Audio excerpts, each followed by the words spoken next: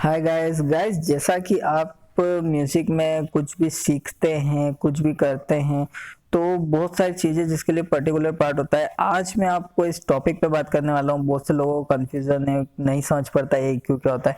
तो मैं बेसिक से इसको आपको एक्सप्लेन करने वाला हूँ कि किस तरह से ये काम करता है। तो गाइस ये एक चार्ट है हमारे पास और दूसरा चार्ट ये है।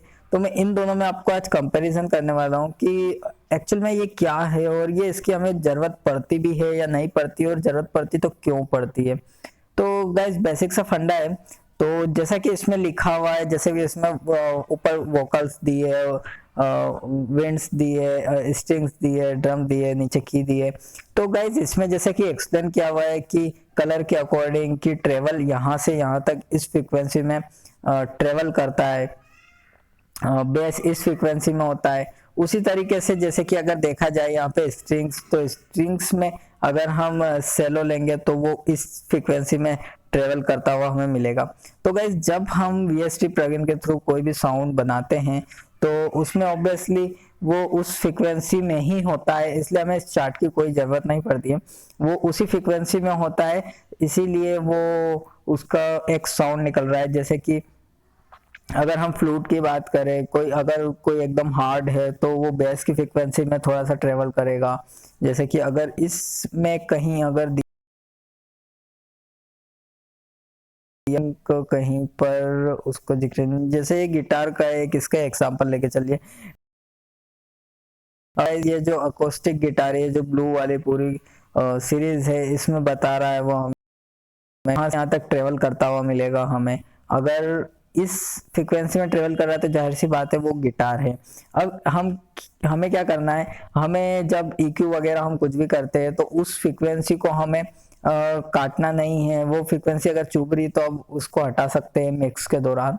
पर इस चार्ट का हमें इतना कुछ यूज नहीं है, ये सिर्फ बेसिक सा फंडा है, और जो साउंड इंजीनियरिंग है करते हैं उनके लिए है कि हम समझ सके कि किस फ्रीक्वेंसी में कौन से चीज ट्रेवल कर रही है। अगर गिटार है तो किस फ्रीक्वेंसी में, ड्रम है तो, स्ट्रिंग्स है तो, या वोकल से हमारी तो किस फ्रीक्वेंसी में ट्रेवल करती है। तो ये बेसिक सा फंडा है समझने के लिए। बाकी इसमें कुछ डीप में ऐसा कुछ समझने लायक नहीं है। अगर हम ये चार्ट को फॉलो नहीं करते, हमारे पास ये चार्ट नहीं भी है, तो हमें इससे कोई लॉस नहीं होगा। ये बेसिक सा है। और इसकी अगर हम बात करें तो गाइज इसमें तो जैसे कि थोड़ा बहुत आप देख सकते हैं, जो बॉक्सीनेस, जैसे कि ये लिखा हुआ है येलो जो लाइन है ऊपर, जो कैसी वाली लाइन है, किक ड्रम्स जो लिखे हुए हैं यहाँ पे अगर देखेंगे तो पंच है, ये लो फ्रिक्वेंसी गाइस। तो ये लो फ्रिक्वेंसी जो होती है, ये सब बेस की फ्रिक्वेंसी है, लो फ्रिक्वेंसी।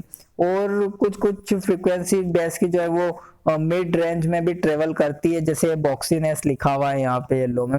तो ये भी एक बेसिक सा साउंड इंजीनियरिंग का काम है कि हम जान सकते हैं, सीख सकते हैं कि कौन सी फ्रिक्वेंसी कहाँ पे ट्रेवल कर रही है।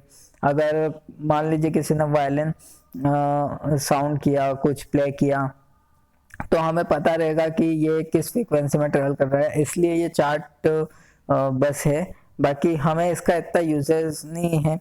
हमें बस यहाँ पे हर्ट्स के हिसाब से दिया हुआ है कि कितना हर्ट्स कहाँ पे ट्रेवल कर रहा है। बाकी हमें इतना यूज नहीं आएगा ये चार्ट तो, क्योंकि जब हम कंपोज करेंगे तो वैसे भी EQ उसमें हम करते ही हैं, और जो हमारे कानों को सुनने में अच्छा लग रहा है हम उसी पे जाते हैं। तो ये बेसिक सा चार्ट है, तो मैंने सोचा आपके सामने इसको लाऊं और कंपैरिजन करूं कि कैसा क्या है।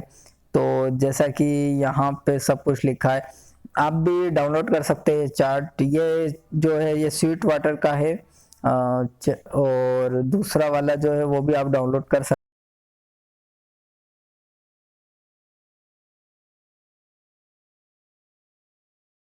PDF में भी डाउनलोड कर सकते हैं, क्वालिटी अच्छी मिल जाएगी। तो गाइस बेसिक सा फंडा है, बाकी आप इसके अकॉर्डिंग मत जाइए, और जितना आप सीखेंगे वो तो डीप में बढ़ता ही जाएगा नॉलेज। इसलिए ज़्यादा भी आपको नहीं जाना है कहीं और, वरना जो आप बेसिक सी चीज़ें वो भी आप भूल जाएंगे, वो भी नहीं समझ पाएंगे। ये जिस के लिए काम आता है, वो अगर कोई साउंड इंजीनियर है तो उसके लिए काम आ सकता है ये चार्ट, जिसको इस चीज़ की ज़रूरत पड़े। बाकी जैसे कि हमको कंपोजिटिंग करने के लिए इसकी इतनी ज़रूरत नहीं होती है। हाँ, स्केल्स पता करने के लिए हम ये ज़रूर यूज़ कर सकते हैं कि जैसा कि यहाँ पर है नीचे पियानो की स्केल्स बनी हुई है, तो हम ये ज़रूर पता कर सकते हैं कि इसमें ये ट्रेवल कर रहा है। तो अगर हम ड्रम का ये पार्ट लगाएंगे तो यहाँ से इतने पियानो को प्ले कर सकते हैं। इस तरह से हम समझ सकते हैं कि नोट्स के अकॉर्डिंग। बाकी इतना कुछ खास इसमें जानने लायक नहीं है। आई होप ये वीडियो आपको समझ आई होगी। प्लीज़ मेरे चैनल को लाइक शेयर सब्सक्राइब करना ना भूलें। मैंने बेसिक से आपको आज फंडा बताया है कि बस ये चार्ट हमें इतना यूजेबल नहीं है, बस ये उन लोगों के लिए जो साउंड इंजीनियरिंग कर रहे हैं और जो जिसको इस चीज़ की ज़रूरत पड़ती है कि फ्रीक्वेंसी के अकॉर्डिंग। तो बाकी हमको इसका इतना कोई यूज़ नहीं है, क्योंकि हमें तो जो कानों को सुनने में अच्छा लग रहा है हम उसी पे जाएंगे, और बाकी बेसिक से जो भी हमारे रूल्स है वो उसको हम फॉलो करेंगे। Okay friends, bye bye, take care and मिलते हैं नेक्स्ट वीडियो में।